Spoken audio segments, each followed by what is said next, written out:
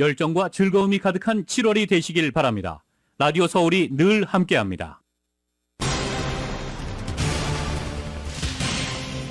올해 독립기념일 연휴 기간 곳곳에서 잇따른 총기 난사 사건으로 최소 10명이 숨지고 수십 명이 다쳤습니다. 또한 불꽃놀이 사고도 발생해 다수의 사상자가 발생했습니다. 조 바이든 대통령은 독립기념일인 어제 백악관에서 군인 가족들을 초청해 바비큐 만찬을 함께하며 국경일을 축하하고 이들을 격려했습니다. 공화당 대선 주자들은 독립기념일인 어제 초기 경선 지역의 독립기념 축하 행사에 경쟁적으로 참석해 유권자와 접촉면을 늘리고 나섰습니다. 그러나 압도적인 선두를 달리는 트럼프 전 대통령은 공개 행사의 모습을 드러내지 않은 채 조용한 행보를 하며 여유로운 모습을 보였습니다. 백악관에서 정체불명의 백색 가루가 발견돼 보안 경보가 발령되면서 한때 직원들이 긴급 대피하는 소동이 벌어졌습니다. 백색 가루는 코카인으로 확인됐고 비밀 경호국이 현재 반입 경위 등에 조사하고 있습니다. 노동시장에서 좀처럼 원격 재택근무가 줄어들지 않고 있습니다. 지난해 미국 근로자들의 평균 재택근무 시간이 하루 5시간 25분으로 조사됐습니다. 올해 상반기 미국 영화관의 박스오피스 수입이 지난해보다는 늘었습니다. 하지만 코로나 팬데믹 이전 수준으로는 아직 회복되지 못했습니다. 포레버 우표 가격이 이번 주 토요일인 8일부터 현행 63센트에서 66센트로 다시 한번 인상됩니다. 캘리포니아 도로가 더 위험해진 것으로 조사됐습니다. 작년까지 3년 동안 교통사고 사망자가 22% 증가했고 교통사고로 사망할 위험도 역시 높아졌습니다. 제닛 옐런 재무장관이 현지 시간으로 6일부터 중국을 방문합니다. 중국이 반도체 생산 원료인 갈륨과 게르마늄 수출을 통제하겠다고 발표한 직후여서 고위급 인사의 방중이 관심을 모으고 있습니다. 프랑스의 대규모 시위가 잦아들었지만 폭력 시위를 둘러싼 여전은 계속되고 있습니다. 마크롱 대통령은 시위가 과격해진 이유로 SNS를 지목했지만 이민자들은 프랑스 정부의 뿌리 깊은 인종차별이 문제라고 지적했습니다. 일본 정부가 IAEA의 최종 보고서를 바탕으로 오염수 안전성을 홍보하기 위한 여론전에 최대한 힘을 쏟을 방침인 가운데 다음 달 해양 방류에 바로 나설 수 있다는 전망이 나오고 있습니다. 국제원자력기구 사무총장은 현지 시간으로 5일 후쿠시마 제1원전 오염수 해양 방류 계획과 관련해서 처리수의 최후의 한 방울이 안전하게 방류될 때까지 IAEA는 후쿠시마에 머물겠다고 말했습니다. 한편 국제원자력기구 IAEA의 종합보고서에 대해 한국 정부가 존중한다는 뜻을 밝혔고 정부 여당은 국민이 용납하지 않는다면 후쿠시마 수산물을 절대 수입하지 않겠다고 재차 못 박았습니다. 그러나 야당에선 일본 수산물 전체를 금지하는 법을 만들겠다고 경고했습니다. 오늘 아침 현재 원달러 환율은 전날보다 2.8원이 하락해서 1298.6원을 기록하고 있습니다. 남가구 지역 오늘도 아침 한때 흐리지만 점차 맑아지겠습니다. 이 LA 한인타운의 낮 최고 기온 76도로 예상됩니다. 이 시간 주요 뉴스는 하늘 위 호텔, 세계 최대 항공기 아시아나항공 A380에서 차별화된 서비스를 만나보세요. 고국까지 편안하고 안전하게 모시는 아시아나항공 제공입니다. 여러분 안녕하십니까? 김윤정입니다. 안녕하십니까? 이균호입니다. 2023년 7월 5일 수요일 라디오 서울 모닝뉴스 2부입니다. 2부 첫 소식 전해드리겠습니다. 우표값이 이번 주에 다시 한번 오릅니다. 이 연방우정국은 오는 8일부터 포레버 우표 가격이 현행 63센트에서 66센트로 인상됐다고 밝혔습니다. 이 연방우정국의 우표값 인상은 지난 2019년 이후 다섯 번째로 올해 1월 60센트에서 63센트로 오른 후 6개월 만에 또다시 5.4%가 올라가는 것입니다. 연방우정국은 인플레이션에 따른 운영비 상승으로 우표 가격 인상이 불가피하다고 배경을 설명했습니다. 연방우정국은 올 1분기 동안 우표물 배달이 17억 건 감소한 가운데 운영비용은 2억 달러 이상이 추가돼 총 215억 달러가 들어갔다고 밝혔습니다. 이로 인한 운영 적자가 1분기에만 10억 달러에 달한 것으로 나타났습니다. 미국의 자동차 시장이 바닥을 찍고 상승하고 있는 것으로 나타났습니다. 월스트리트저널은 오늘 아침 올해 상반기 미국의 신차 판매량이 지난해 같은 기간에 비해서 무려 14% 늘어날 것으로 예상된다고 보도한 것입니다. 인플레이션과 고금리 탓에 올해 미국 신차 판매가 저조할 것이라는 예상과는 정반대의 상황인 것입니다.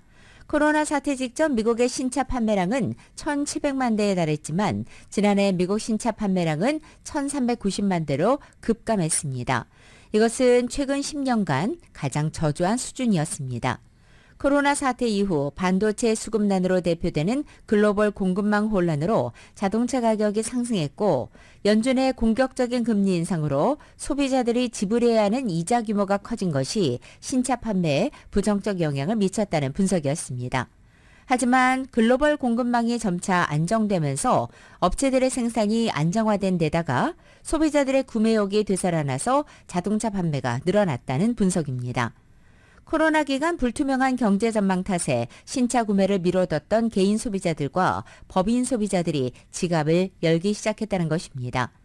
지난달 미국 내 자동차 딜러에 보유한 재고 차량은 190만 대에 달하는 것으로 나타났고 코로나 사태 이전의 평균 재고 물량인 350만 대에는 못 미치지만 지난해 같은 기간보다는 52%라 늘어난 수치입니다.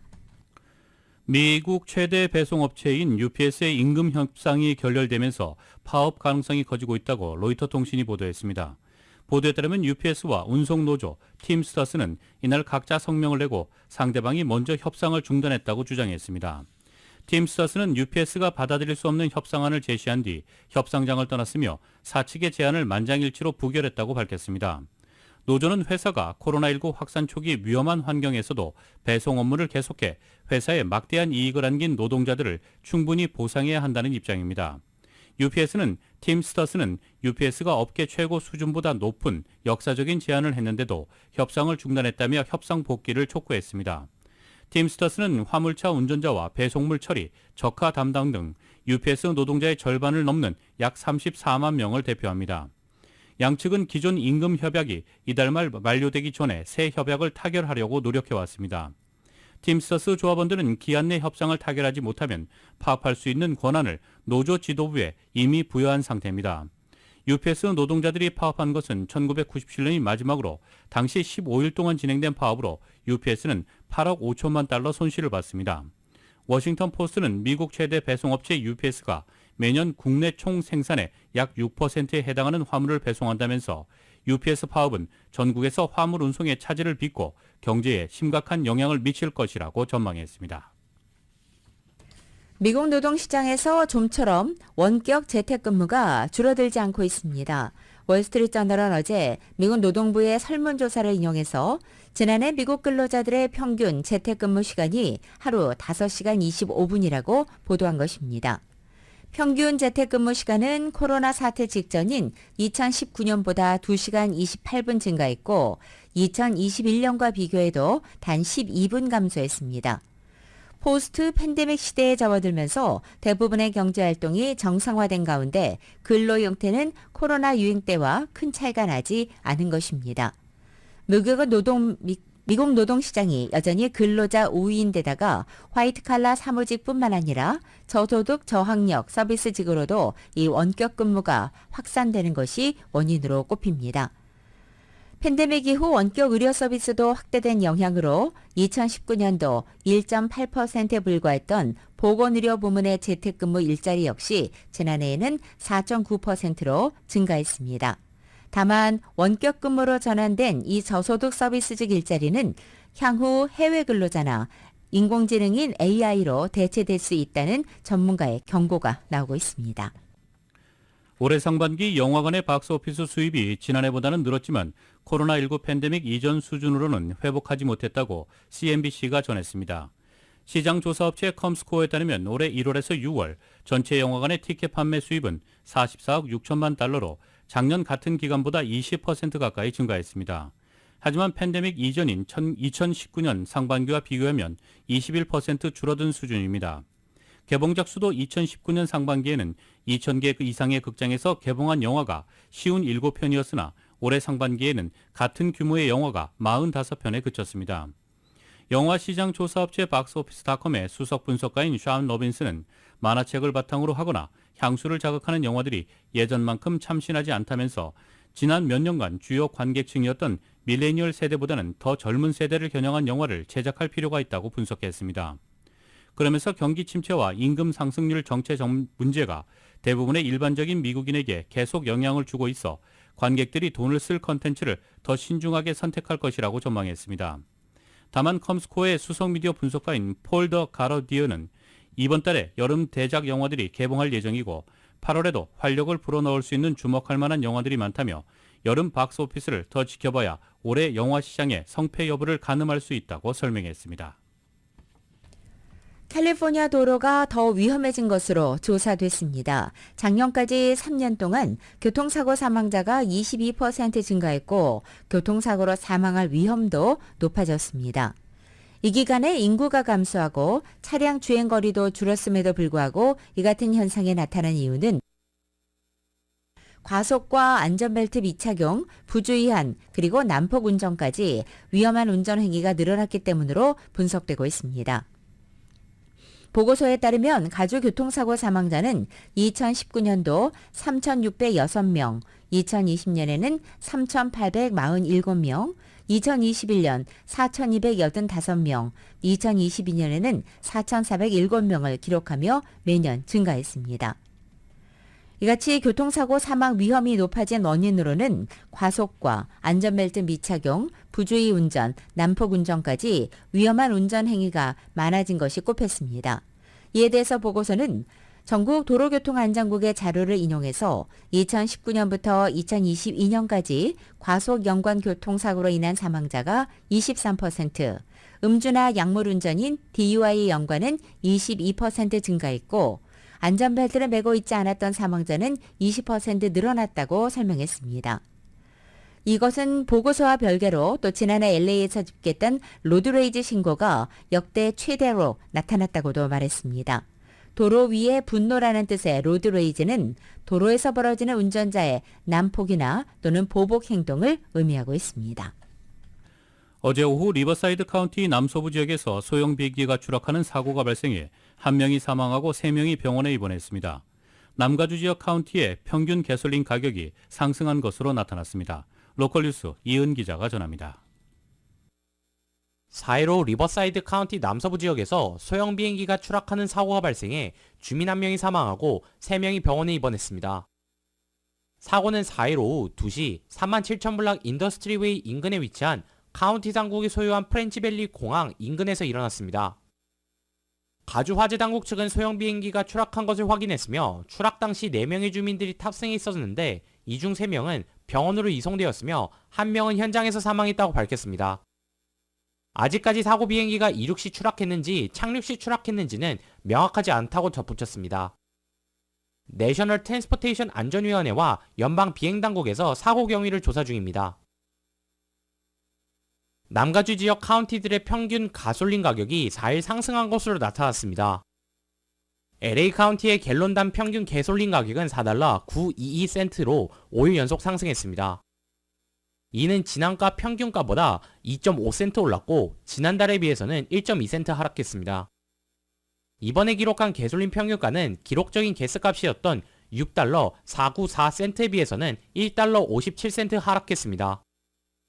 오렌지 카운티의 갤론당 평균 가솔린 가격은 4달러 859센트로 이는 지난주보다 3.8센트 올랐습니다. 지난달에 비해서 2.9센트 하락했고 기록적인 가스값을 기록했던 6달러 459센트에 비해서 1달러 60센트 떨어진 것으로 확인되었습니다.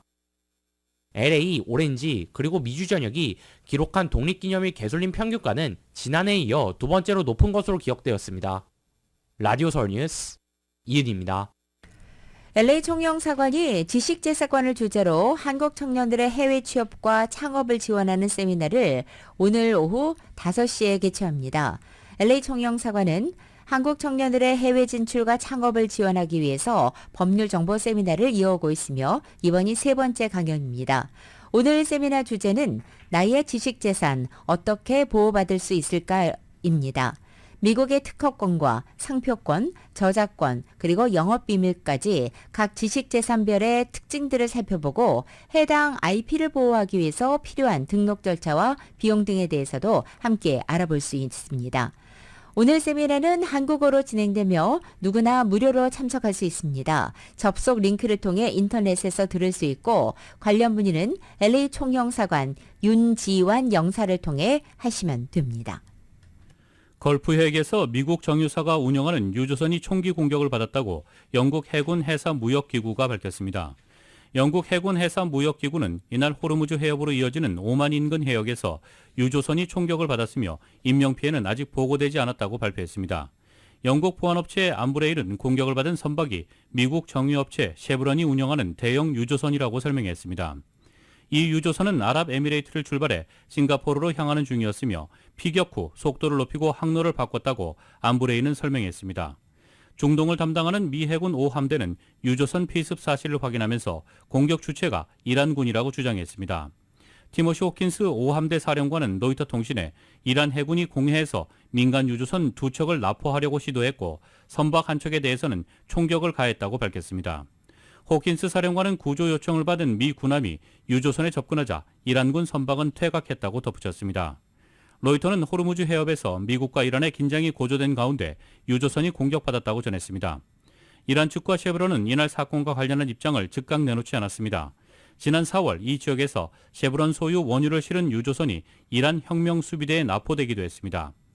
폭이 40km에 불과한 호르무즈 해협은 세계 해상 원유 수송량의 약 20%가 통과하는 곳으로 미국 군함과 혁명수비대 함정 간 군사적 마찰이 빈발하는 곳입니다. 라디오 솔 모닝뉴스 2부 미국과 로컬 소식은 시원한 한모금으로 여름을 만날 수 있습니다. 맥도날드에서 새롭게 준비한 음료 프로즌 하와이안 펀치를 상쾌하게 맛보세요. 맥도날드 제공입니다.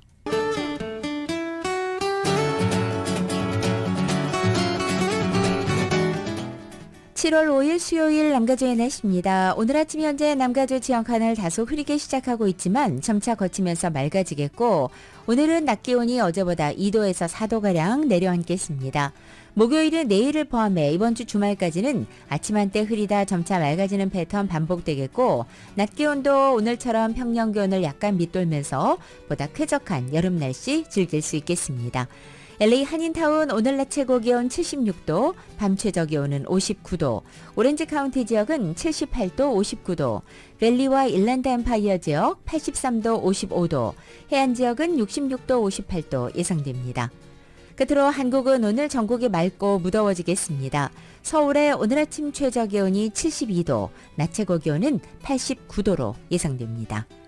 라디오 솔 모닝뉴스 2부 이 시간은 1250만 불, 교통사고 최고 보상, 교통사고 전문 천재 변호사 리차드 호프만, 메디케어 시니어를 위한 전문의 허가가 아주 빠른 한인 최고 최대의 서울 메디칼 그룹, 총 20억 달러의 승소, 크고 작은 교통사고와 상해, 브라이언 타펠라와 CG러, 고객 한 분 한 분과의 릴레이션십을 생각합니다. 당신의 든든한 금융 파트너 CBB뱅크 공동 제공입니다.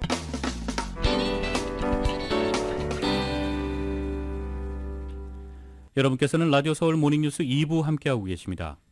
지난달 중국을 찾은 토니 블링컨 국무장관에 이어 제닛 옐런 재무장관이 내일 중국을 방문합니다. 중국이 반도체 생산 원료인 갈륨과 게르마늄 수출을 통제하겠다고 발표한 직후여서 미국의 고위급 인사의 방중이 관심을 모으고 있습니다. KBS의 보도입니다. 미국 경제 분야에서 막강한 위상을 자랑하는 제닛 옐런 재무장관이 내일부터 나흘간 일정으로 베이징을 찾습니다.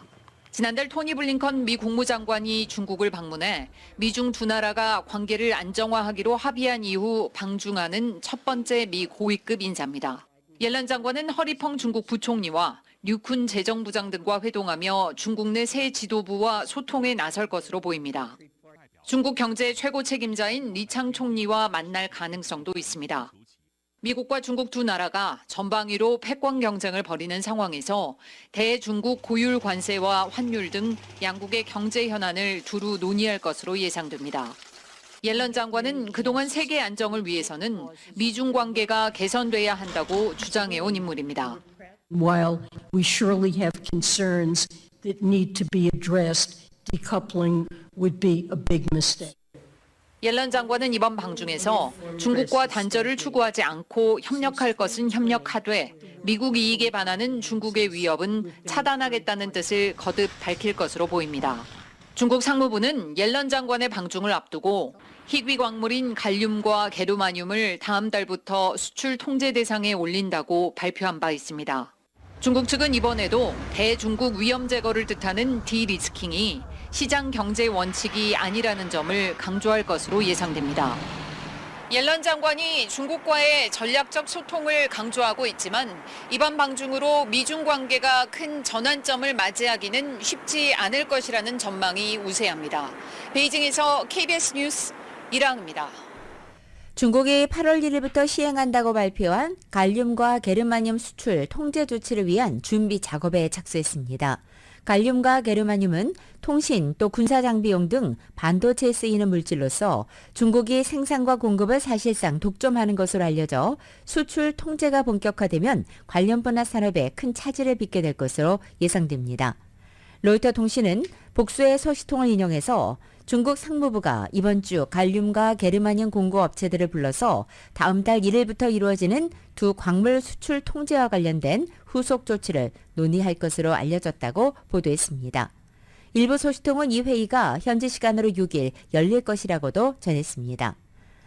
중국 관영 매체들도 회의에 대해서는 언급하지 않고 있는 가운데 다만 관영 환구시보는 중국 당국의 수출 통제 조치 발표로 여러 나라 기업이 수출 허가를 신청하거나 중국 업체에 접촉해서 사재기를 준비하고 있다고 전했습니다. 중국의 한 게르마늄 생산업체 관리자도 유럽, 미국, 일본 바이어들로부터 수출 통제가 발효되기 전에 이 제품을 비축하고 싶다는 문의를 받았다고 전했습니다. 중국이 첨단 반도체 제조에 쓰이는 갈륨과 게르마늄의 수출 통제에 나서면서 반도체 주요 생산국인 한국과 일본이 불안해하고 있다고 월스트리트저널이 분석했습니다. 그러면서 한국 정부가 긴급 회의를 열어 중국의 갈륨, 게르마늄 수출 제한의 영향을 평가하고 주요 반도체 원료 공급망 다각화를 추진하기로 했다고 보도했습니다. 또 긴급 회의에서 산업통상자원부 산업정책실장이 단기 영향을 제한적으로 보이지만 중국 수출 통제가 언제까지 이어질지 불투명하고 다른 품목으로 확대될 가능성도 배제할 수 없다고 발언한 내용도 자세히 소개했습니다. 일본 정부도 중국의 이번 조치가 미칠 영향을 살펴보고 있다고 밝혔습니다. 앞서 중국 정부는 지난 3일 갈륨과 게르마늄 수출을 제한한다는 조처를 다음 달 1일부터 시행한다고 발표했습니다. 이는 반도체 핵심 장비와 기술이 대중국 수출을 제한한 미국 등 서방에 대한 보복 조치로 해석되고 있습니다. 다만 한국의 경우 갈륨은 주로 차세대 반도체 연구 개발에 사용되고 게르마늄은 반도체 공정용 가스 생산에 쓰이지만 다른 자원으로 대체 가능하다는 게 한국 정부의 판단이라고 월스트리트저널은 전했습니다. 미국이나 유럽 국가는 중국의 이번 조치로 큰 타격을 받을 수 있습니다. 이들 국가에는 질화 갈륨 화합물을 사용하는 자동차나 통신기기용 반도체에 특화된 회사들이 많기 때문입니다. 반면 메모리 반도체를 주로 생산하는 한국은 상대적으로 영향을 덜 받을 수 있다고 월스트리트저널은 설명했습니다. 미국의 제약사 모더나가 곧 중국 상하이시 정부와 약 10억 달러 규모의 현지 투자 계약을 체결할 것으로 홍콩 사우스차이나 모닝포스트가 보도했습니다. 매체는 모더나의 스테판 방쉘 CEO가 해당 외국인 직접 투자인 FDI 계약 체결을 위해서 상하이에 도착했다고 전한 것입니다. 앞서 모더나는 지난 5월 상하이에 모더나 바이오텍 유한회사 법인을 등록하면서 중국 시장 진출을 위한 예비 단계라고 설명했고 이것은 모더나가 중국 본토에 설립한 첫 번째 법인입니다. 이에 앞서서 모더나는 지난해 홍콩에 사무실을 연바 있습니다. 모더나의 투자는 상하이가 외국 기업과 투자자들의 중국 진출 관문으로서의 지위를 공고히 하고자 FDI 유치를 위한 노력을 강화한 결과라고 설명되고 있습니다. 모더나의 이 상하이 투자는 중국 시장 진출로 돌파구를 마련하라는 이 회사의 계획과 상하이의 적극적인 외자 유치 노력이 맞는 결과로도 분석되고 있습니다. 모더나의 이번 FDI 프로젝트가 체결되면 2018년 미국 테슬라가 상하이에 20억 달러짜리 기가 팩토리를 지은 데 이어서 두 번째로 큰 규모라고 매체는 설명했습니다. 중국에서 전기차 시장 점유율 경쟁이 치열한 가운데 전기차 업체 테슬라와 주요 경쟁사인 중국의 비아디가 올해 2분기 사상 최고 수준의 차량 인도를 기록했다고 로이터가 보도했습니다. 중국 승용차 시장 정보 연석회에 따르면 테슬라는 2분기에 중국 현지에서 제조한 차량 24만 7,217대를 인도했습니다. 이는 테슬라가 2020년 초 중국 상하이에서 차량 인도를 시작한 이래 가장 많은 규모입니다. 테슬라는 특히 지난해 동기보다 18.72% 증가한 93,680대의 중국산 전기차를 판매했습니다. 테슬라는 2분기 전기차의 가격 인하 경쟁을 주도하면서 전 세계적으로 지난해 동기보다 83%가 늘어난 46만 6,140대의 차량을 인도했습니다. 다이너스티와 오션 시리즈 등 전기차와 하이브리드 차를 생산하는 비아디는 2분기에 70만 244대를 인도했으며 특히 지난달에는 지난해 동기보다 88.16% 증가한 25만 1,685대를 판매했습니다. 비아디가 월간 판매량이 25만 대를 넘어선 것은 이번이 처음입니다. 중국 승용차 시장 정보 연석회는 중국 신에너지 승용차의 수출, 내수 포함한 총 판매량을 지난해 동기보다 30% 증가한 74만 대로 추정했습니다. 프랑스를 약탈하고 방화로 물들이는 시위가 여드레 만에 잠잠해지고 있습니다. 프랑스 내무부는 현지 시간으로 5일 전날 밤부터 이날 오전 사이 파리와 그 외곽에서 7명을 포함해 전국에서 17명을 체포했다고 밝혔고 망가진 건물은 8채, 불에 탄 자동차는 159대라고 밝혔습니다. 시위가 점차 소강 국면으로 접어들자 알두프랑스 광역주는 수도권에서 오후 9시 이후에 중단했던 버스와 트램 운행을 이날부터 재개하기로 결정했습니다. 프랑스의 대규모 시위가 잦아들었지만 폭력 시위를 둘러싼 여진이 계속되고 있습니다. 마크롱 대통령은 시위가 가격해진 이유로 SNS를 지목했지만 이민자들은 프랑스 정부의 뿌리 깊은 인종차별이 문제라고 보고 있습니다. YTN의 보도입니다. 버스와 건물이 불타고 상점이 도둑맞는 등 프랑스 전역을 뒤흔들었던 폭력 시위. 에마누엘 마크롱 대통령은 과격 시위가 확산한 원인으로 사회 관계망 서비스 SNS를 지목했습니다. 시위 참가자들이 SNS를 통해 결집 장소를 알리고 방화와 약탈 장면을 공유하며 청소년들의 폭력 시위를 부추겼다는 겁니다.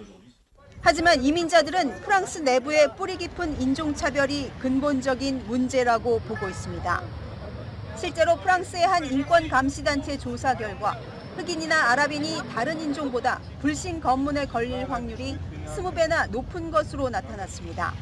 This is a moment for the country to seriously address the deep issues of racism and racial discrimination in law enforcement. 프랑스는 1차 세계대전 이후 노동력 부족 문제가 불거지자 아프리카와 모로코, 알제리 출신 인력들을 대거 받아들였습니다. 이들은 인구 증가에 기여했지만 사회 분위기에 적응하지 못한 채 빈곤층으로 남았고 인종차별 문제도 끊임없이 불거졌습니다.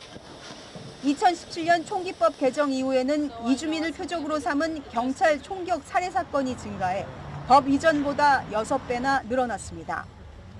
똘레랑스라는 관용의 정신을 내세우고 있는 프랑스지만 정작 이민자들을 온전히 품지 못하며 심각한 사회 갈등이 계속되고 있습니다. YTN 김선입니다. 캐나다 산불이 2달 넘게 이어지고 있는 가운데 러시아에서도 산불이 확산되고 있다는 소식입니다. 이상고온 현상이 가장 큰 요인으로 꼽힙니다. KBS의 보도입니다. 러시아 시베리아의 빽빽한 침엽수림이 불과 연기에 휩싸였습니다. 항공기로 연신 물을 뿌리는 공중 진화에 인공 강우 작업까지 벌이지만 역부족입니다. 오늘까지 러시아의 18개 지역에서 1,550제곱킬로미터, 서울의 2.5배가 넘는 면적이 불길로 뒤덮였습니다.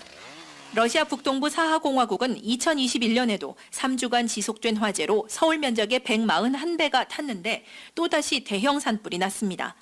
사하공화국과 마가단, 하바롭스크 등 6개 지역에 비상사태가 발령됐고 민가 피해까지 우려되는 상황입니다. 가장 큰 원인은 이상 고온입니다. 최근 섭씨 30도가 넘는 날이 많았고 마른 벼락이 매일같이 내리치면서 불이 쉽게 붙은 것으로 추정됩니다. 문제는 본격적인 여름이 시작되는 이제부터입니다. 당장 이번 주 극동 지역 기온이 평균보다 6도에서 11도 이상 높을 거란 예보가 나왔습니다.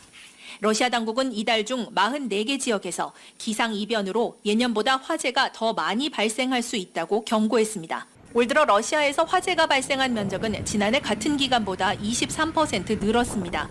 기후변화로 폭염과 가뭄이 심해지면서 화재가 많이 발생하고 배출된 이산화탄소가 기후변화를 가속화하는 악순환이 반복되고 있습니다. 모스크바에서 KBS 뉴스 조빈나입니다.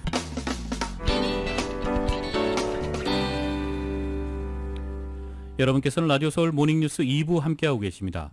2부 국제 소식 전해드리겠습니다.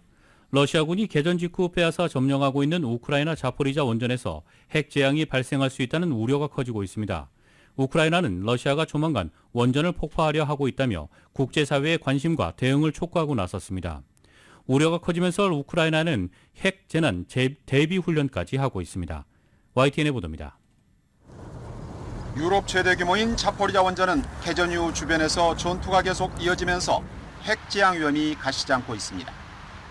우크라이나와 러시아는 IAEA가 제시하는 원전 안전 확보 방안도 거부한 채 서로 상대방이 원전을 위험에 빠뜨리려 하고 있다고 비난해왔습니다. 최근 들어 우크라이나는 러시아가 우크라이나군의 진격을 막기 위해 댐 폭파에 이어 원전까지 파괴할 것이라고 주장해왔습니다. 젤렌스키 대통령은 마침내 러시아의 원전 공격이 임박했다고 경고하고 나섰습니다. 젤렌스키 대통령은 이런 사실을 프랑스 대통령, 나토 사무총장 등과 공유했고 IAEA와도 대책을 논의하고 있다고 밝혔습니다. 우크라이나 정보당국은 앞서 러시아가 원전에 폭발물을 설치하고 관리 직원들도 철수시켰다고 공개했습니다. 이에 대해 러시아는 거짓말이라고 일축하면서 오히려 우크라이나가 자폭 드론 등을 이용해 원전을 공격하려 하고 있다고 맞받았습니다. 이처럼 자포리자 원전 위기가 고조되면서 주변 우크라이나 지역에서는 방사능 물질 누출에 대비한 훈련도 실시되고 있습니다. 끝내 상황이 발생한다면 원전에서 가까운 몇 개의 지역에서만 30만 명가량이 우선 긴급 대피해야 할 것으로 예상되고 있습니다. YTN 유재용입니다. 한편 프리고진 반란 사태 이후 이딴 공개 행보로 건재함을 과시해왔던 푸틴 러시아 대통령이 이번에는 특별한 꼬마 손님을 크렘린궁으로 초청했습니다. 국민에 대한 세심한 배려와 또 통제력을 갖춘 모습을 보여주기 위한 의도가 아니냐는 해석이 나오고 있습니다. YTN입니다. 프리고진이 반란을 접은 뒤 나흘 만인 지난달 28일 모스크바에서 무려 1,700km나 떨어진 다게스탄 자치공화국에 푸틴 대통령이 깜짝 등장해 주민들의 환호를 받았습니다. 반란에도 끄떡없고 대중들의 강력한 지지도 여전함을 과시한 겁니다. 그런데 이때 푸틴 대통령을 못 만나 눈물을 흘렸다는 8살 소녀가 이번엔 특별한 손님으로 크렘린궁에 초청됐습니다. 호기심 가득한 소녀와 얘기를 나누며 연신 웃음을 터뜨린 푸틴 대통령. 다정하게 안아주고는 머리에 뽀뽀까지 합니다. 집무실로 자리를 옮겨서는 느닷없이 재무장관을 호출합니다. 소녀의 고향 다게스탄 공화국에 거액을 지원하기로 했다는 소식을 전하기 위해서입니다. 크렘린궁이 공개한 이 영상에 대해 영국 스카이뉴스는 푸틴이 배려심이 많고 사려 깊으며 통제력이 있다는 것을 보여주기 위해 기획된 것으로 보인다고 해석했습니다. 프리고진 반란 이후 통치력에 치명상을 입었다는 평가를 잠재우기 위한 고육책으로 이 같은 선전전을 동원해 건재를 과시하고 있다는 겁니다. 한편 크렘린궁이 8살 소녀를 초청한 이 영상을 공개하기 몇 시간 전 러시아군은 우크라이나 북동부 지역에 미사일 공격을 퍼부어 어린이 12명을 포함해 30명 넘게 다쳤습니다. YTN 황보현입니다. 러시아가 간첩 혐의로 체포한 에반 게르시코비치 월스트리트저널의 기자의 석방 문제로 미국과 접촉 중이라는 사실을 공개했습니다. 월스트리트저널은 드미트리 페스코프 크렘린궁 대변인이 게르시코비치 기자의 석방과 관련해 죄수 교환 가능성이 있느냐는 질문에 그 문제로 미국과 접촉 중이라고 답했다고 보도했습니다. 월스트리트저널 모스크바 지국 특파원인 게르시코비치는 지난 3월 말 러시아 연방보안국에 간첩 혐의로 체포됐습니다. 미국은 게르시코비치 외에도 러시아에 억류된 또 다른 미국인 폴 휠런의 석방을 위해 죄수 교환 방식을 추진했지만 러시아가 급이 맞지 않는다는 취지로 거부한 것으로 알려졌습니다. 게르시코비치 및 휠런과 교환할 수준의 러시아 죄수가 미국에 없다는 것입니다. 이 같은 상황에서 크렘린궁이 죄수 교환과 관련한 논의 사실을 공개한 것은 협상에 진척이 있다는 방증으로 해석되고 있습니다. 다만 페스코프 대변인은 협상 사실을 공개하면서도 더는 공개할 수 없고 완전히 비공개로 이뤄져야 한다고 덧붙였습니다. 이에 대해 백악관의 한 관계자는 월스트리트저널에 아직 공개할 만한 돌파구를 마련하지는 못했지만 게르시코비치와 또 다른 미국인 휠런의 석방을 위해 최선을 다하고 있다고 말했습니다. 미국은 죄수 교환 협상을 성사하기 위해 독일, 브라질, 노르웨이, 에스토니아 등 제3국 정부와도 접촉한 것으로 알려졌습니다. 조 바이든 대통령이 어제 북다서양조약기구 나토 정상회의를 앞두고 올라프 슐츠 독일 총리와 통화했습니다. 두 정상은 동맹 강화 방안을 포함해서 회의 의제에 대해 의견을 교환했다고 백악관이 전했습니다. 숄츠 총리는 미국 독립기념일을 맞이해 축하도 전했습니다. 바이든 대통령은 나토 정상회의 참석을 계기로 오는 9일부터 13일 영국과 리투아니아, 핀란드를 순방합니다. 오는 10일 영국에서는 찰스 3세와 면담하고 리시 수넥 총리와도 회담할 예정입니다. 바이든 대통령은 이어서 11일부터 12일까지 리투아니아 빌뉴스에서 열리는 나토 정상회의에 참석한 뒤에 지난 4월 나토에 가입한 핀란드를 방문하는 것으로 이번 일정을 마무리하게 됩니다. 조 바이든 대통령이 1년 뒤 공석이 되는 북대서양 조약기구 나토 사무총장 자리에 우르줄라 폰데라이언 유럽연합 집행위원장을 밀고 있다고 텔레그래프가 보도했습니다. 앞서 나토 정상들은 오는 10월 옌스 스톨텐베르그 현 사무총장의 임기 종료를 앞두고 후임에 대해 이견을 좁히지 못하다 이날 결국 그의 임기를 1년 연장한다고 발표했습니다. 하지만 내년 나토의 존재감이 올해보다 줄어들 수 있다는 전망 속에 이번에 연장된 임기 기간 동안도 적합한 후보가 나타나지 않을 수 있다는 우려가 나왔습니다. 이러한 상황에서 바이든 대통령은 폰데라이언 위원장이 차기 수장을 맡을 수 있도록 그를 설득하고 있다고 나토 소식통은 전했습니다. 바이든 대통령과 폰데라이언 위원장은 최근 몇 년간 중국과 우크라이나, 기후 등 관련 이슈를 두고 강력한 유대감을 형성해 왔습니다. 특히 폰데라이언은 지난해 러시아의 우크라이나 침공 여부와 관련해 잘못된 판단을 내렸던 유럽 정보기관 대신 미국 정보 당국에 기대해왔다고 텔레그래프는 짚고 있습니다.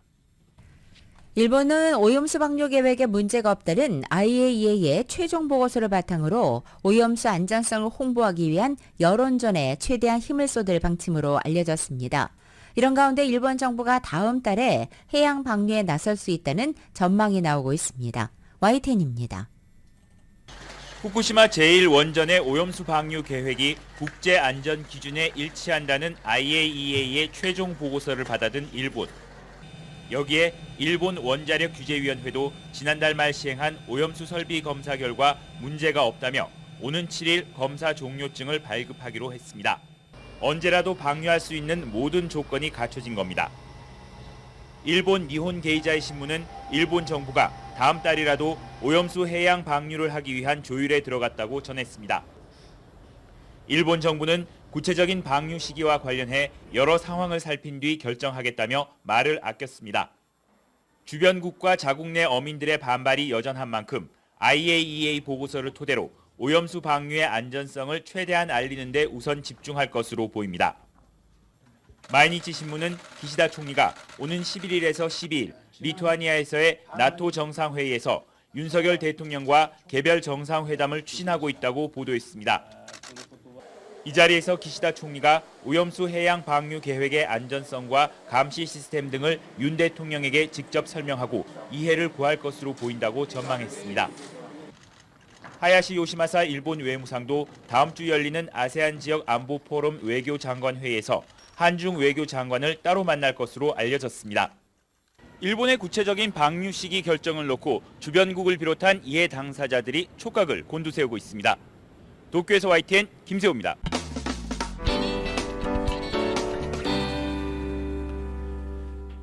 여러분께서는 라디오 서울 모닝뉴스 2부 함께하고 계십니다. 한국 소식 전해드리겠습니다. 일본 후쿠시마 원전의 오염수 방류 계획을 점검한 국제원자력기구 IAEA 종합 보고서에 대해 한국 정부가 존중한다는 뜻을 밝혔습니다. 다만 원자력 안전기술원을 중심으로 한 우리 자체 검토 결과도 곧 발표하겠다고 설명했습니다. YTN입니다. 국제원자력기구 IAEA는 일본 후쿠시마의 오염수 방류 계획이 국제안전기준에 부합한다고 발표했습니다. 지난 2021년 7월부터 2년 가까이 진행한 검증 결과를 종합보고서 130장에 담은 건데 공개 이튿날 우리 정부는 이를 존중한다고 밝혔습니다. IAEA가 국제적으로 합의된 권위 있는 기관이기 때문에 거기서 내린 거에 대해서 존중한다는 정부의 기본 입장은 그 전부터 말씀을 드려왔었고 이번에도 같은 것이고요. 대통령실도 원자력 안전 분야의 대표적인 유엔 산하 국제기구 IAEA 발표 내용을 존중한다고 했습니다.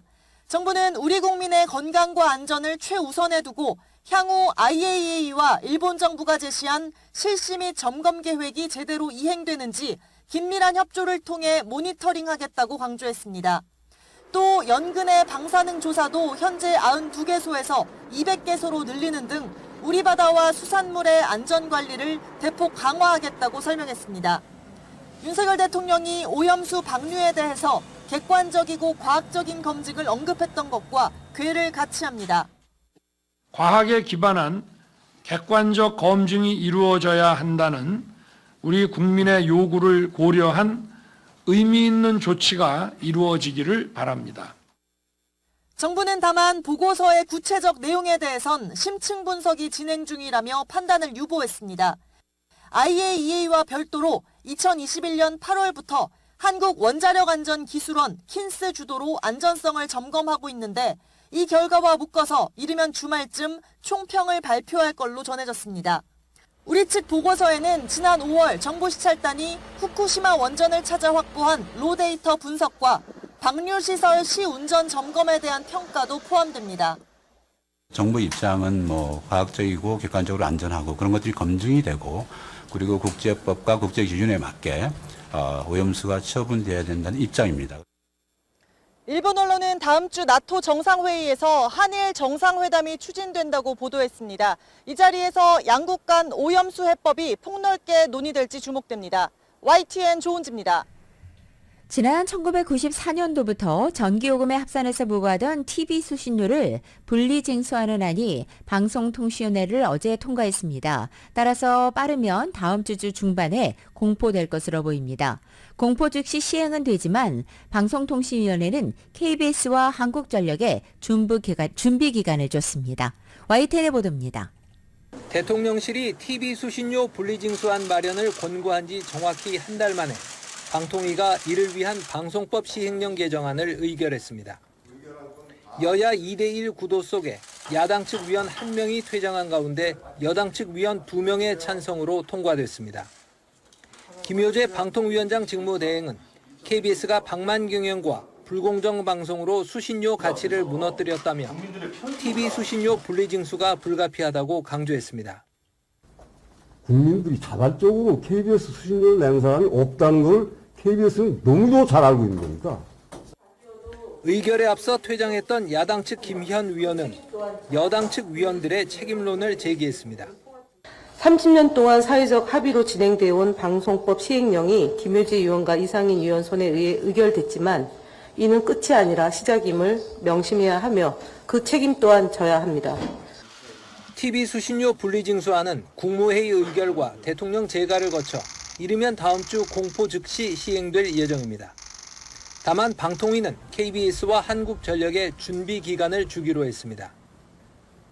방통위가 있는 정부 과천 청사 안팎에선 이른 아침부터 민주당 국회의원들의 항의 방문과 언론단체들의 항의 집회가 잇따랐습니다. 방통위를 항의 방문한 민주당 국회의원 5명은 의결에 앞서 TV 수신료 분리징수안을 당장 중단하라고 성명을 발표했습니다. 내용, 절차, 형식 모두 틀린 졸속 TV 수신료 분리징수 추진을 철회하라. 비정상 방통위에서 국민 의견을 무시하는 시행령 개정은 직권남용이다. 한국기자협회와 언론노조 등 언론단체들도 방통위 앞에서 TV 수신료 분리징수를 군사작전처럼 밀어붙이고 있다며 방통위를 성토했습니다. YTN 유환홍입니다. 네, 이상으로 2023년 7월 5일 수요일 함께한 라디오 서울 모닝뉴스 1부, 2부 마칩니다. 지금까지 진행의 이균호, 김윤정이었습니다. 모닝뉴스 2부 이 시간은 1250만 불 교통사고 최고 보상, 교통사고 전문 천재 변호사 리차드 호프만, 메디케어 시니어를 위한 전문의 허가가 아주 빠른 한인 최고 최대의 서울 메디칼 그룹, 총 20억 달러의 승소, 크고 작은 교통사고와 상해, 브라이언 타필라와 CG러, 고객 한 분 한 분과의 릴레이션십을 생각합니다. 당신의 든든한 금융 파트너 CBB뱅크 공동 제공이었습니다. 잠시 후 9시에는 강희신의 오늘의 미국이 방송됩니다. 함께해 주신 여러분 고맙습니다.